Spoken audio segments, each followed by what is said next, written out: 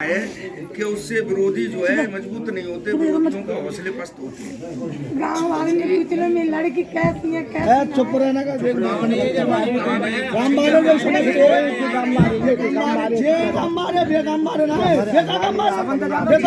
आप एक चीज तुम्हारी मैंने तो मेरे नाम देगी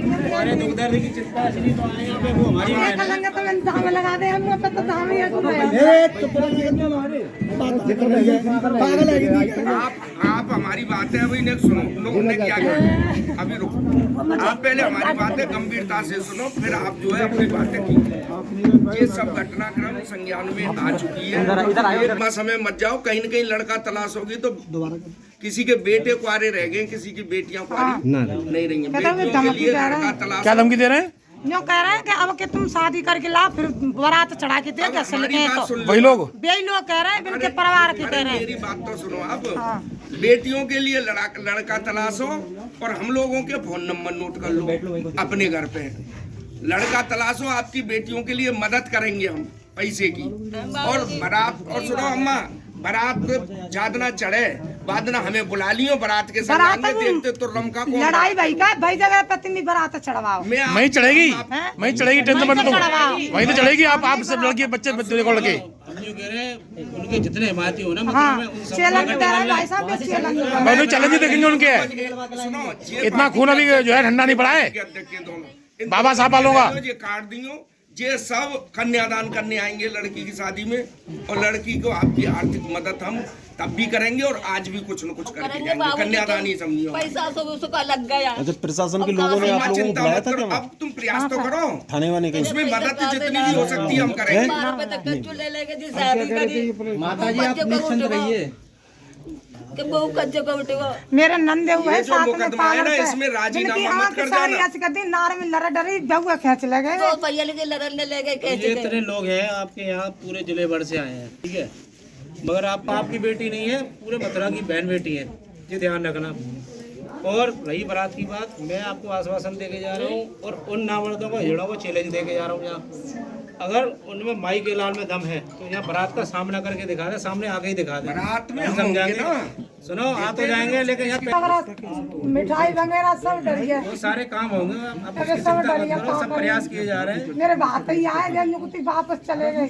कौन ही रोटी खाएंगे? ढाकन में ला रहे मार में पिताजी ने दवाई पिपा भी गए। मछली ले लेके न्यू खाने पे अब बेटियों का देखो, बेटियों को ढांढस बंधाओ, आप आओ, उनको तो मनोबल उनका भी विपरीत असर पड़ता है। तो प्रयास ही करो जल्दी। लड़की वो मेरी भतीजी है, मैं उनकी बुआ हूँ।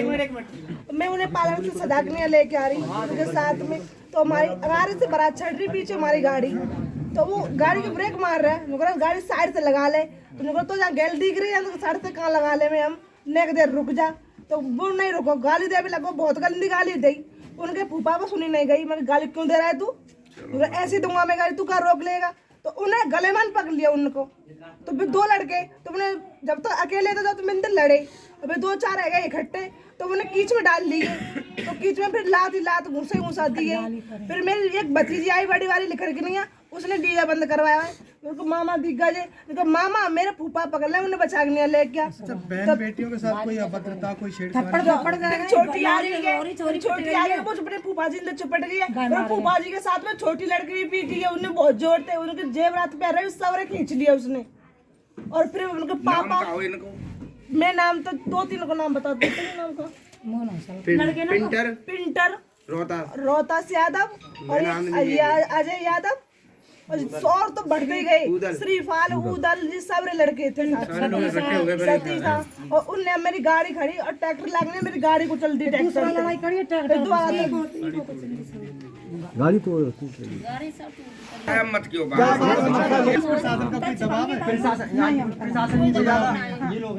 ऐसा दबाव हो तो तुम पे खबर कर देते कि हम पे दबाव मार के आए नहीं।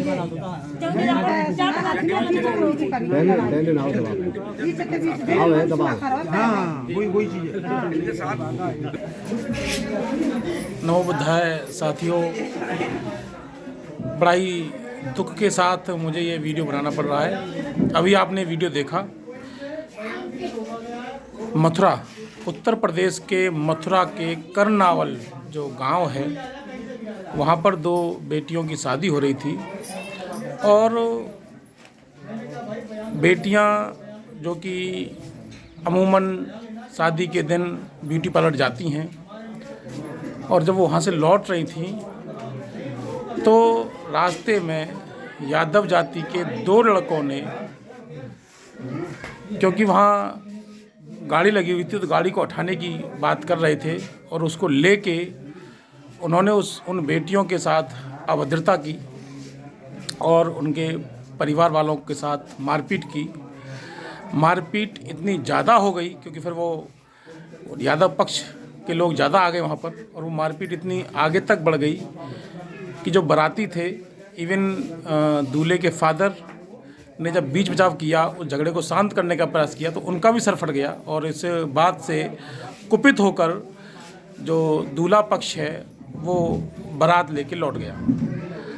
अभी आपने इस वीडियो में देखा किस तरह से जो लड़की की माँ है और लड़की की बुआ हैं वो बता रही हैं और दादी हैं वो बता रही हैं कि वो उन्होंने जो उत्पाती लोग थे उन्होंने खाने में मिट्टी फेंकी, पूरी तरह तहस नहस किया।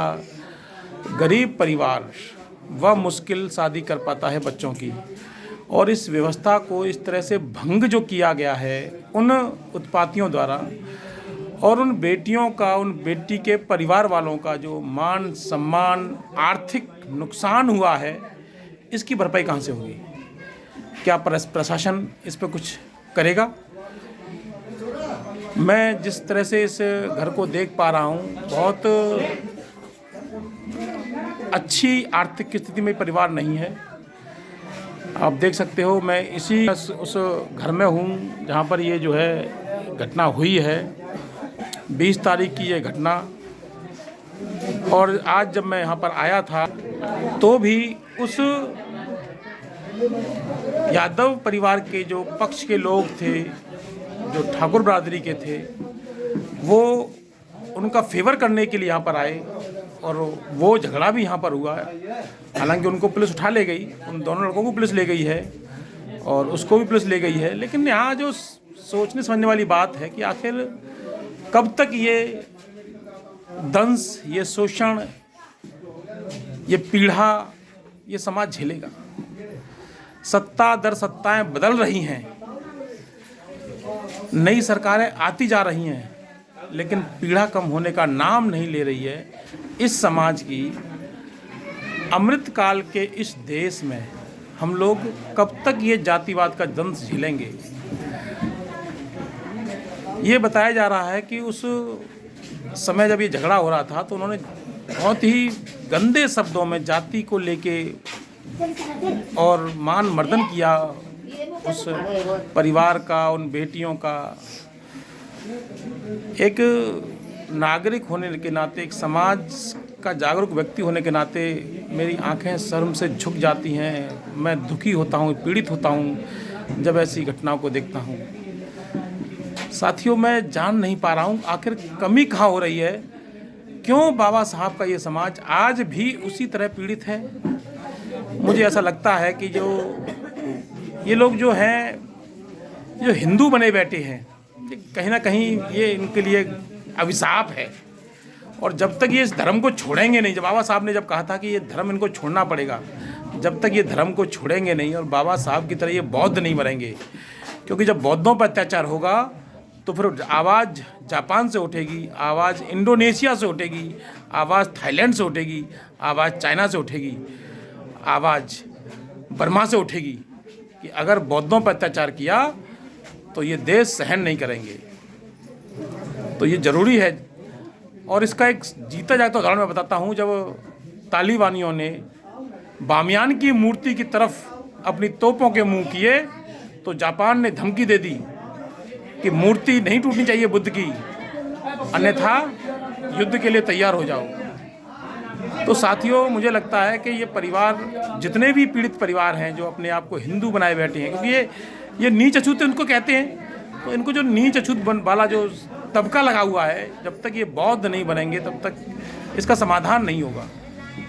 खैर, मैं आज यहाँ इस गांव में आया, पीड़ित परिवार से बात की, उनकी बुआ ने पूरी घटनाएं बताई, उनकी मम्मी ने, दादी ने, कि किस तरह का नंगा नाच उन उता ताइयों ने किया, और जो पीडीए के बहुत बड़े समर्थक बनते हैं, आखिर वो लोग क्यों आज भी मुंह में दही जमाए बैठे हैं? वो क्यों नहीं बोलते हैं?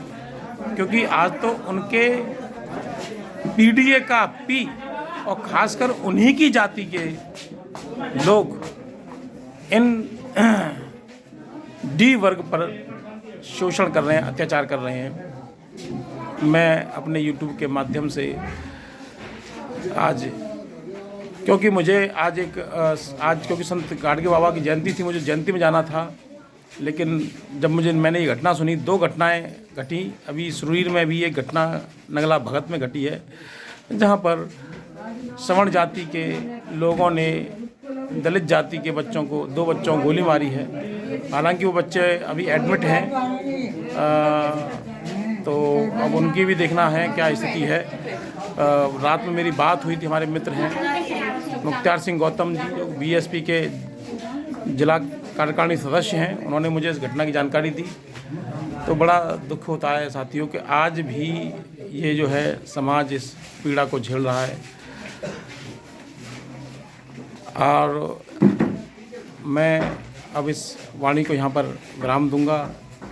अपने YouTube के माध्यम से मैं आज आपको ये जानकारी दे रहा हूँ। नमो बुद्धाय, जय भीम, जय भारत साथियों।